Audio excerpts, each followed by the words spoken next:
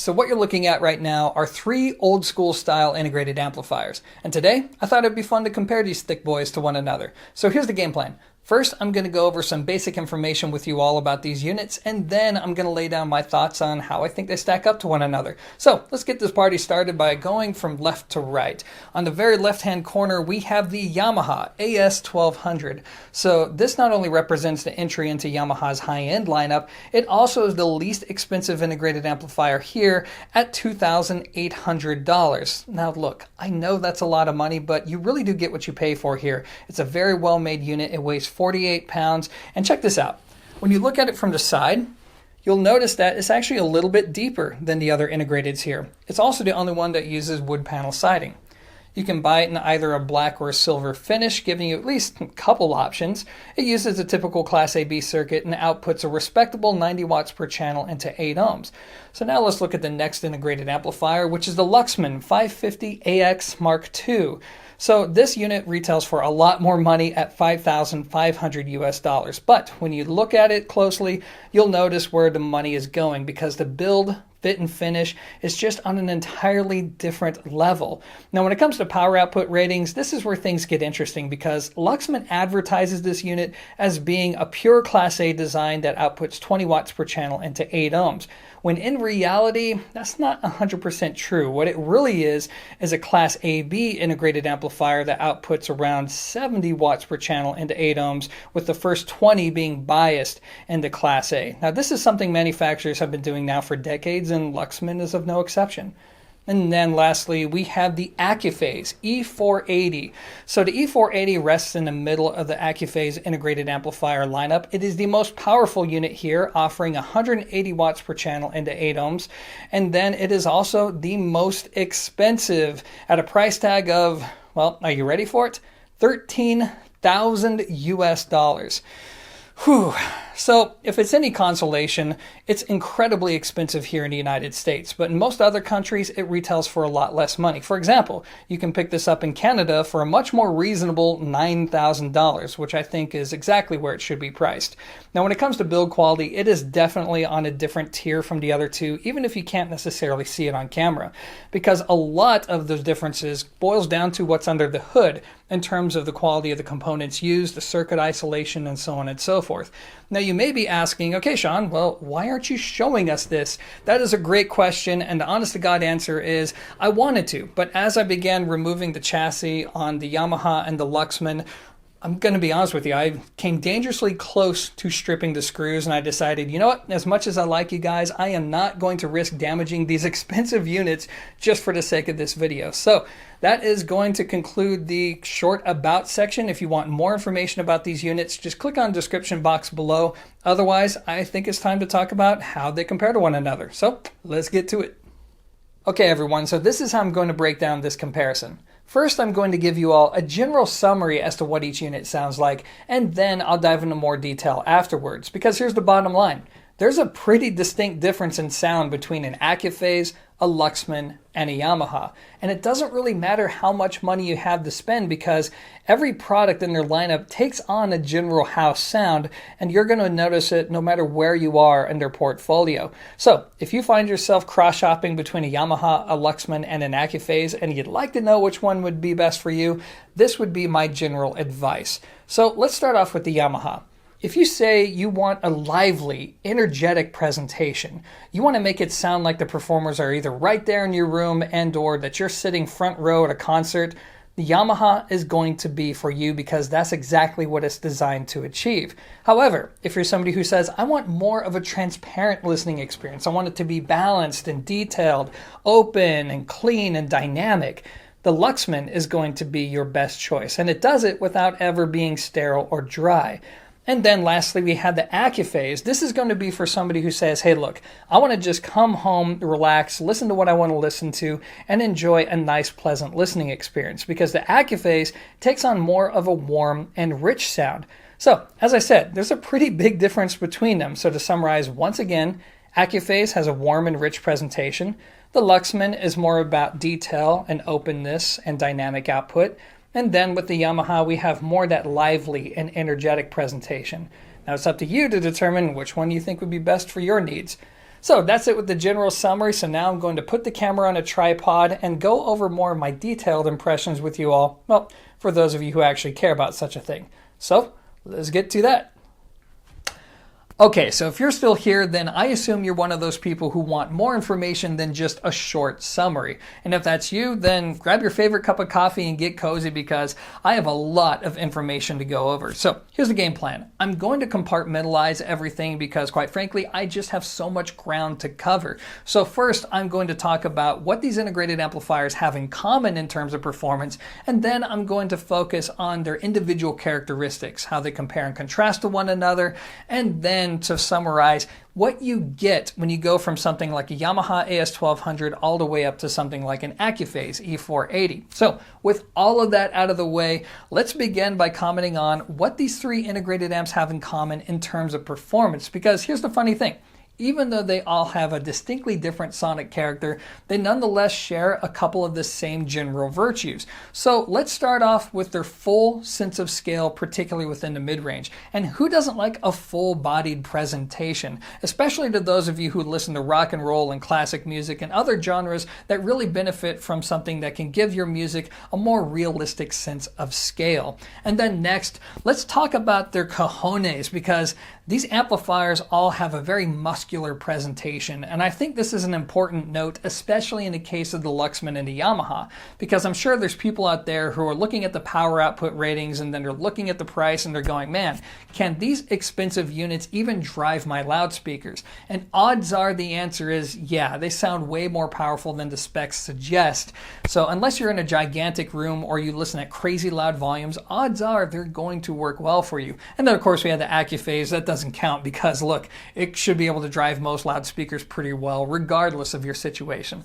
And then lastly, let's talk about treble. I think a lot of people look at these integrated amplifiers expecting them to give you this rolled off and super smooth sounding presentation, when in reality, that's not what you're going to get. The treble on these units ranges from neutral to on the forward side of neutral.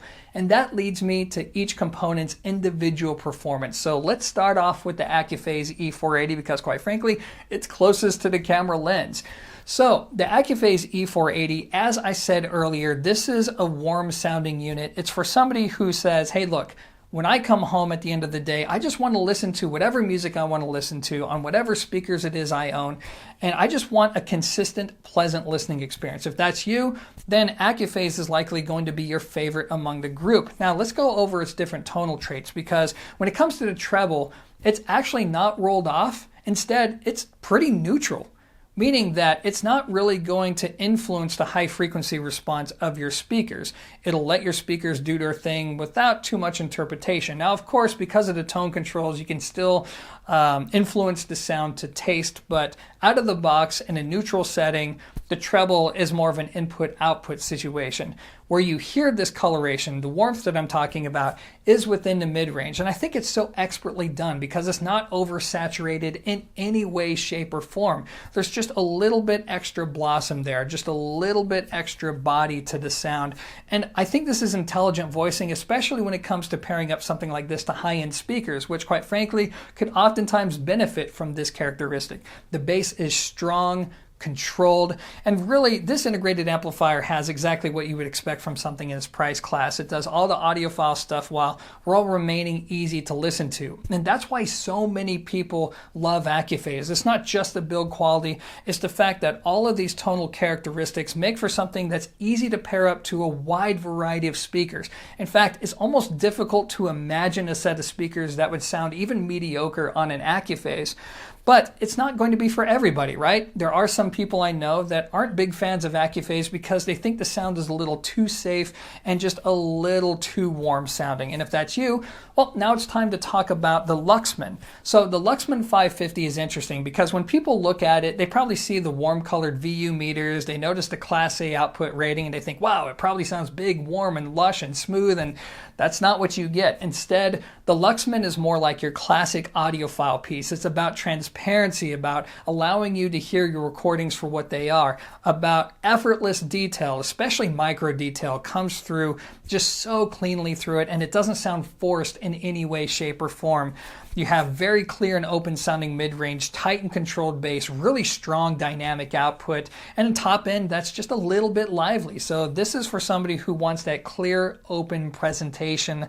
But again, it's not going to be for everybody. Some people are going to prefer a more colored presentation. Now, when it comes to speaker synergy, this is where things get interesting, because I found it difficult to predict what the 550 is going to pair up well to. Now, initially I tried it with something like the Kef R3s, and it didn't form a great synergy because the Kef R3s are a little bit forward in the mid-range and in the lower treble, just a little bit, and that ended up being too much of a good thing with the Luxman 550. However, when I paired it to another forward speaker like the Klipsch Cornwall IV, that's one of the best synergies I've heard in a long time. So the only consistency I've found is it is a really good match with speakers that take on more of a warm sounding presentation, particularly within the mid-range. Speakers like Harbeth and Graham are great examples of something that just works well with a Luxman.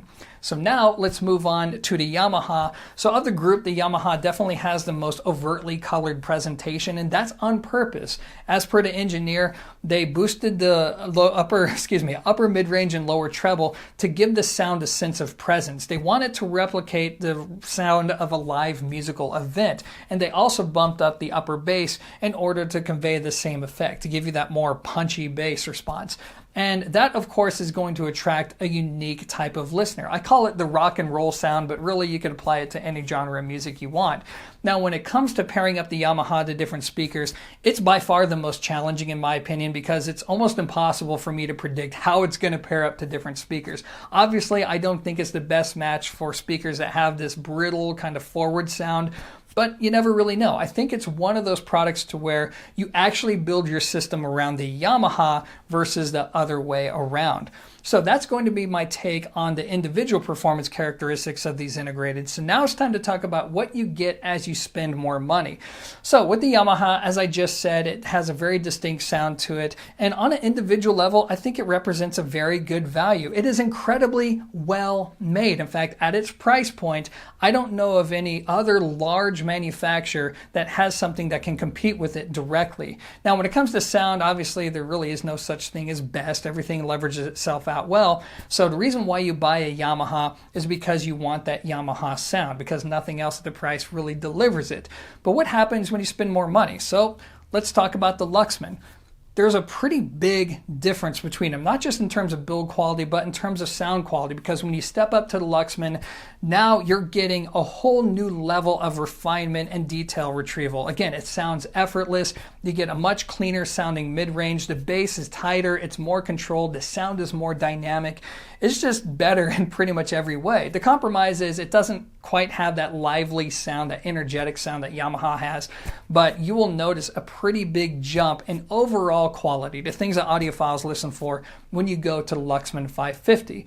But then the big question is, what happens when you go from something like the 550 to the Accuphase E480? So overall, you get a better sound because it takes the nice balance between the treble, the mid-range, and the bass that the Luxman has. It's actually a little bit better in that regard.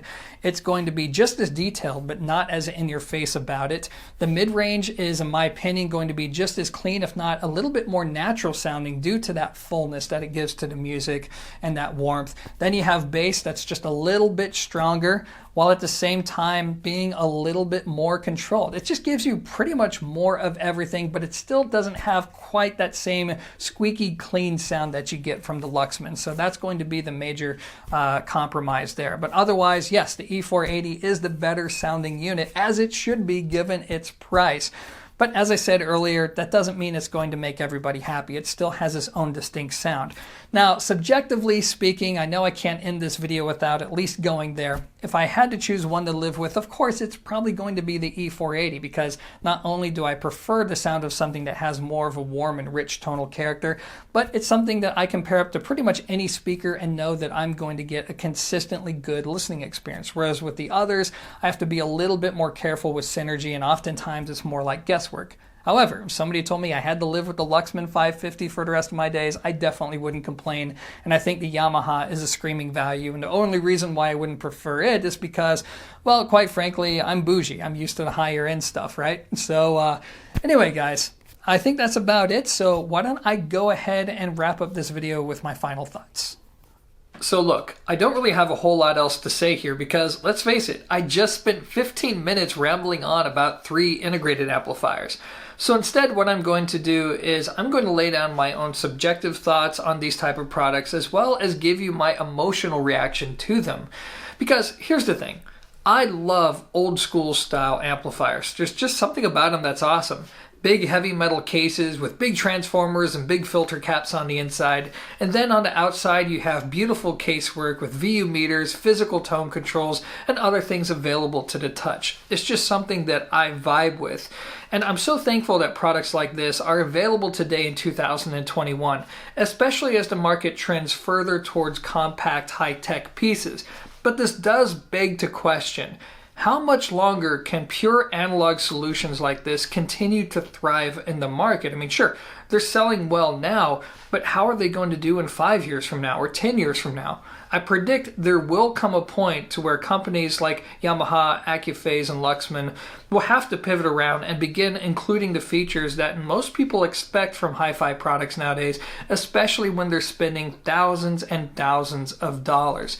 And then lastly, and especially on a very subjective level, there's something about these pieces that inspires a sense of ownership pride. And by that, I mean, whenever I have them sitting on an equipment rack, or as some of you will joke, on my floor on the main system, whenever I look over my shoulder and I glance at the glowing VU meter, I just go, ha, that's awesome. And it's something that I don't do with most high-end audio components, even if I think they're even a little bit better than what was featured in this video. And I think there's a value in that, a value in just looking at something and feeling satisfied. But that's just me. You all may feel just a little bit differently.